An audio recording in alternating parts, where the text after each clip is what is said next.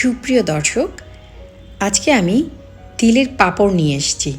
তিলের খাজা কিংবা তিল চিক্কি যেটাই বলেন, খুবই পাতলা এবং খুবই সুন্দর, খেতে তো অসাধারণ টেস্টি। আজকে দেখাবো এটা কী করে আপনি সহজে বাসায় বানাতে পারেন। এত সুস্বাদু এবং ক্রাঞ্চি একটা কিছু যদি আপনি বাসায় বানান, তাহলে নিশ্চয়ই বাজার থেকে অস্বাস্থ্যকর এই খাবারটি কেনার দরকার নেই।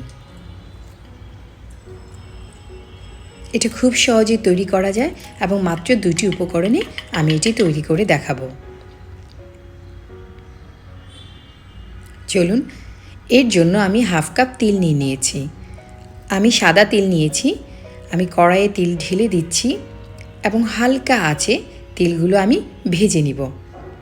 খুবই স্লো আঁচে ভাজতে হবে, নয়তো তিলগুলো পুড়ে যাবে।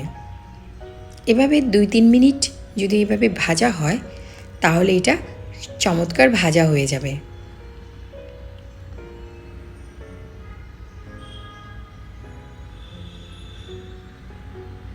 তিলগুলো একটা কালার এসছে, এখন চুলার থেকে নামিয়েছি।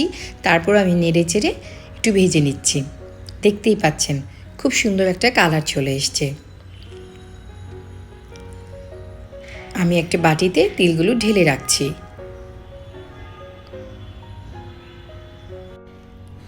একটি বাটিতে আমি হাফ কাপ চিনি নিয়ে নিয়েছি। এবার আমি 2 টেবিল চামচ চিনি আমি আলাদা করে একটি কাপে নিয়ে নিচ্ছি। প্রতিটি তিলের পাঁপড় তৈরির জন্য 2 টেবিল চামচ চিনি এবং 2 টেবিল চামচ তিল নিব। সেজন্য প্রতিবারই আপনি আলাদা করে নেবেন। যেহেতু আমরা প্রফেশনাল না, তাই প্রত্যেকটা আলাদা আলাদাভাবে তৈরি করব এবং আলাদাভাবে ইনগ্রিডিয়েন্টস নেব। এভাবে প্রতিবারই আমরা চিনি এবং তিল আলাদা করব। আমি একটা বেকিং পেপার নিয়েছি। অল্প একটু তেল আমি ব্রাশ করে নিচ্ছি। 2 ভাগ করেছিলাম বেকিং পেপারটা। এক পাশে তেল ব্রাশ করে ভাঁজ করে নিয়ে রেখে দিয়েছি। এবার আমি সেই চিনি 2 টেবিল চামচ চিনি আমি চুলায় ক্যারামেল করছি। অলরেডি চিনিটা গলে গেছে, ক্যারামেল হয়ে গেছে। পুড়তে দিবেন না, প্রয়োজনে একটু উপরের দিকে তুলে নেবেন অথবা আঁচ কমিয়ে নেবেন। যেহেতু অল্প একটু ক্যারামেল, সেজন্য আমি কাট করে হাঁড়ির এক পাশে নিয়েছি। এবার আমি তিলটা ঢেলে দিয়ে জাস্ট মিক্স করছি। মিক্স করার পরপরই আমরা ওই বেকিং পেপারে ঢেলে দিব। এই কাজটা ঝটপট করতে হবে। এবার আমি বেকিং শিটটা ভাঁজ করে নিয়ে, যেভাবে আমি করেছি, নিয়ে ঝটপট বেলে নিব। এই অবস্থায় খুবই গরম থাকে, আপনাদের টাচ করা উচিত হবে না। দেখতেই পাচ্ছেন এটা কত পাতলা করে বেলা হয়েছে। এবার আমি কাগজটা খুলে নিচ্ছি। অসাধারণ তিলের একটি পাঁপড় হয়ে গেছে। খুবই পাতলা হয়েছে, মানে এর থেকে পাতলা আর হবে না। প্রতিটা তিল সমানভাবে বিছিয়ে আছে। দেখলেন তো কত সহজে আমি এটি তৈরি করলাম। এটা সৌন্দর্য আসলে আপনি যখন বানাবেন আপনি মুগ্ধ হয়ে যাবেন, ভীষণ মুগ্ধ হয়ে যাবেন যে এটা আপনি বাসায় বানিয়েছেন।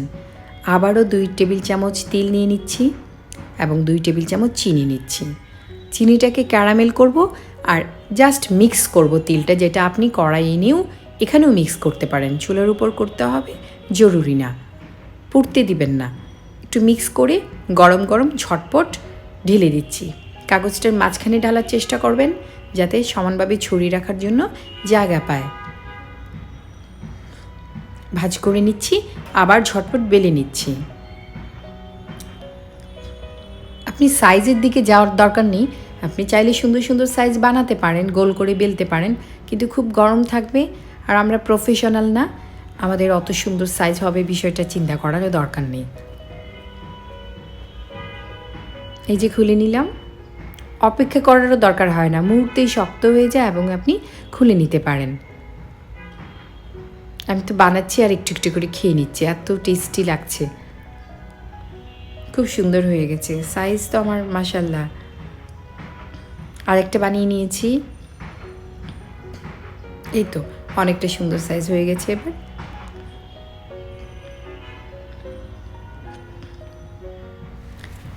এইটা একটা উটের মতো হয়ে গেছে, খুবই নাইস লাগছে দেখতে। আমি সবগুলো এভাবে বানিয়ে নিয়েছি। আমার আজকের রেসিপিটি যদি আপনাদের ভালো লাগে, আপনাদের উপকারে আসে, আমার চ্যানেলটা সাবস্ক্রাইব করবেন আশা করি। লাইক, শেয়ার এবং কমেন্ট করে আপনাদের মূল্যবান মতামত আমাকে জানাবেন। আর হ্যাঁ, পাশে থাকা বেল আইকনটা ক্লিক করে দিবেন, তাতে করে নতুন সব ভিডিও সবার আগে আপনি পেয়ে যাবেন। আপনি চাইলে গুড় দিয়েও এটি বানাতে পারেন।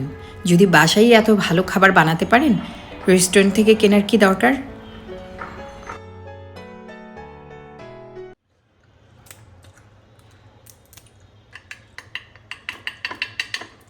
খাবেন যখন ভালোটাই খান, রান্না হোক আয়ের মাধ্যম। আল্লাহ হাফেজ।